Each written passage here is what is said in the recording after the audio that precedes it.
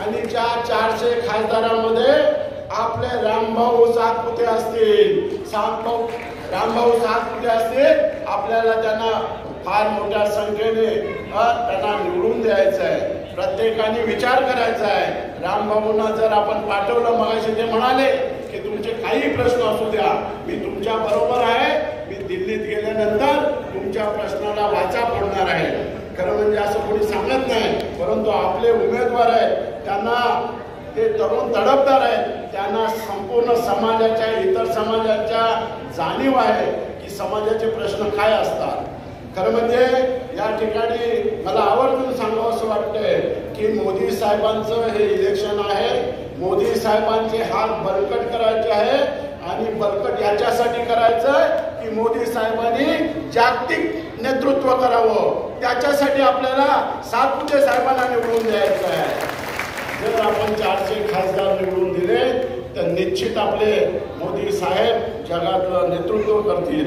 आज आपल्याला कल्पना आहे मोदी साहेबांनी किती अनेक गोष्टी आपल्यासाठी इथं करून दिलेल्या आहेत. तुम्हाला सांगतो, सामाजिक, आर्थिक आणि शैक्षणिक क्षेत्रामध्ये फार मोठा बदल झालेला आहे. या 10 वर्षामध्ये एवढा बदल घडला नव्हता, तेवढा बदल या 10 वर्षात घडलेला आहे. तुम्हाला सांगतो, शेतकऱ्यांसाठी जनधन योजना काढली.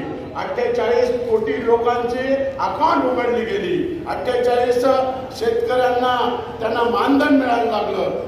शेतकऱ्यांना प्रत्येक वर्षी 6,000 रुपये केंद्र शासनाकडून मिळतं आणि 6,000 रुपये महाराष्ट्र शासनाकडे मिळते. आज त्यांचा जो आर्थिक प्रश्न होता शेतकऱ्यांचे 30,000 कोटी कर्ज माफ केलेलं आहे. या कोणी केलंय तर मोदी सरकारने. कोणी केलंय तर महाराष्ट्राचे शासन, माननीय नरेंद्र मोदी, माननीय आपले फडणवीस साहेब उपमुख्यमंत्री आणि आपले मुख्यमंत्री एकनाथराव शिंदे यांनी खरं म्हणजे मोठं धैर्य केलं आणि आपल्या ज्या शेतकऱ्यांना कसा सहारा मिळेल, त्यांना कसं त्यांचं उपजीविका, जर कुठे एखादा अवकाळी पाऊस पडला, एखादं संकट आलं तर त्यांना शेतकऱ्यांना विमा योजना चालू केलेली आहे. विमा योजनेमधनं त्या शेतकऱ्यांचं नुकसान भरपाई मिळत असते. खरं म्हणजे आपल्या संपूर्ण भारताच्या जे आपले गोरगरीब आहेत, वंचित आहेत, ज्यांना हॉस्पिटलमध्ये जाण्यासाठी पैसे नसतात, उपचारासाठी पैसे मिळत नसतात, त्यांना आयुष्यमान भारत या हेडखाली, आयुष्यमान भारत या योजनेखाली 5 लाख रुपये प्रत्येक घरामध्ये त्यांनी दिलेला आहे. प्रत्येक घरटी त्यांनी 5 लाख रुपये ज्यांना खर्च करण्याची, मेडिकलमध्ये आरोग्यासाठी ज्यांच्याकडे ऐपत नसेल अशा प्रत्येक घरामध्ये त्यांनी 5 लाख रुपयाचं खरं म्हणजे अनुदान द्यायला सुरुवात केलेली आहे. आज महिलांसाठी होणारा अत्याचार, खरं म्हणजे या महिलांवर आज देशामध्ये फार मोठ्या प्रमाणात अत्याचार होतो, त्यांच्यावर बलात्कार होतात, खुनाच्या केसेस होतात, परंतु त्याचा निर्णय लागत नाही.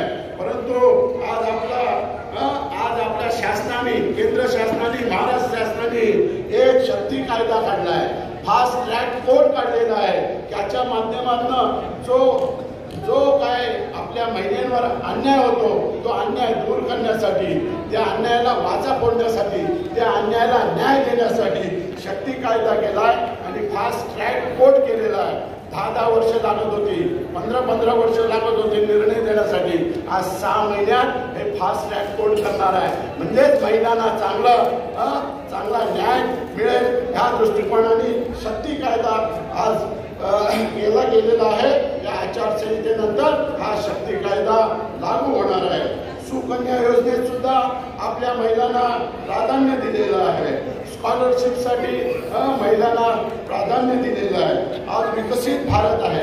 विकसित भारताचं स्वप्न मोदीजी बघतायत. विकसित भारत कसा असेल हे मोदीजींचं स्वप्न आहे. 1947 मध्ये आपलं स्वतंत्र झालं, परंतु 2047 मध्ये हा देश कसा असेल, ह्या देशाची प्रगती कशी असेल, हा देशाकडे जगाचं लक्ष असेल आणि हा देश प्रगतशील असेल. तुम्हाला मी सांगतो, आर्थिकदृष्ट्या हा देश फार मागे होता. 2014 मध्ये 11व्या नंबरमध्ये होता. 11व्या नंबरला हा देश आर्थिकदृष्ट्या होता, परंतु 11 नंबर नंतर त्यात 10 वर्षामध्ये मोदी साहेबांनी या देशाची आर्थिक परिस्थिती सुधारली आणि नंबर 5 वर आणलं या देशाला. किती? नंबर 5 वर आणलं. हा देश आज आर्थिकदृष्ट्या मजबूत आहे. कोणाची हिंमत नाही इकडे देशाकडे वागणी नजर करण्याची, बघण्याची.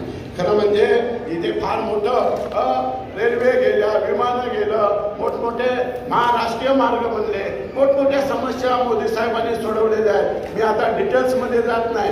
किती एअरपोर्ट झाले, किती प्लॅटफॉर्म रेल्वेचे झाले, किती राष्ट्रीय मार्ग केले.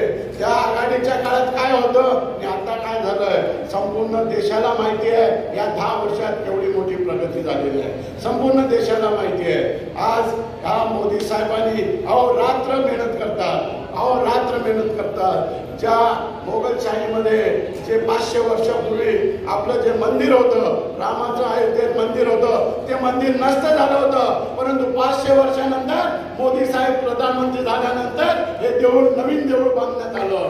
आज ते देऊळ आज 500 वर्षानंतर श्रीरामाचं दर्शन आपल्याला झालं. हा देश हिंदूंचा आहे. हिंदूंचं मोगलशाहीमध्ये हिंदूंची देवळं नष्ट केली होती.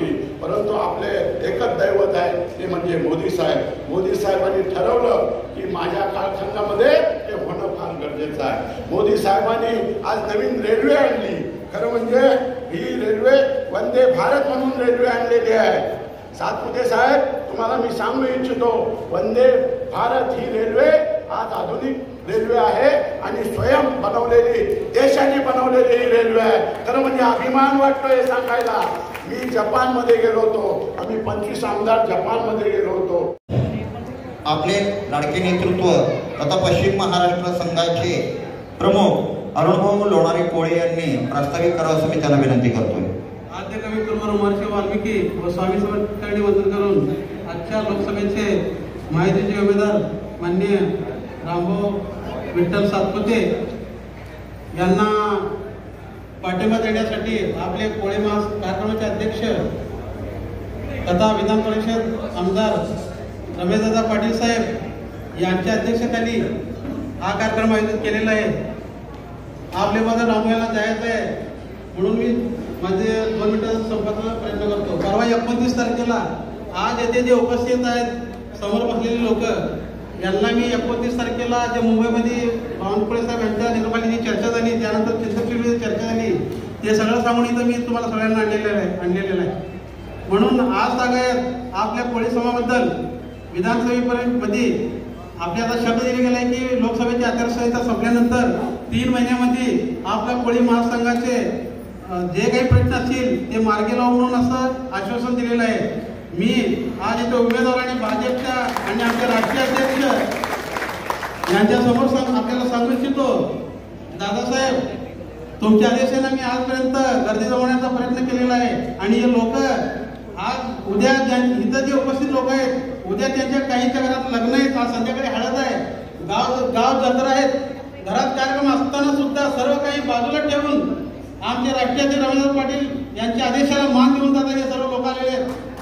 आणि मी असा शब्द दिलेला आहे 3 महिन्यानंतर आपल्या प्रश्नाचं निवारण जर नाही झालं तर येत्या विधानसभेला आम्ही भाजपसोबत राहणार नाही.